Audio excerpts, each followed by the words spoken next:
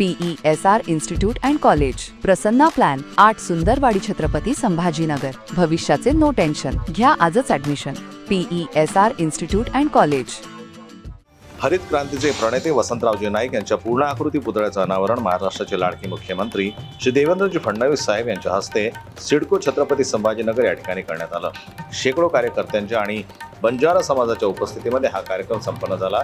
यावेळी महाराष्ट्र राज्याचे मुख्यमंत्री देवेंद्र फडणवीस साहेब मार्गदर्शन करताना दिसून आले। नाईक साहेब यांनी एकीकडे बंजारा समाजामध्ये मोठ्या प्रमाणात जागृती निर्माण केली, समाजाला शिक्षणाकडे वळवण्याकरता अनेक शिक्षण संस्थांची निर्मिती केली, समाजातल्या त्या ठिकाणी वेगवेगळ्या परंपरा जोपासल्या पाहिजेत याकरता त्यांनी प्रयत्न केला। ज्या चुकीच्या गोष्टी होत्या त्या बंद झाल्या पाहिजेत याकरता त्यांनी प्रयत्न केला। आणि हे सगळं करत असताना राजकीय सामाजिक जीवनामध्ये एक एक पायरी ते चढत गेले।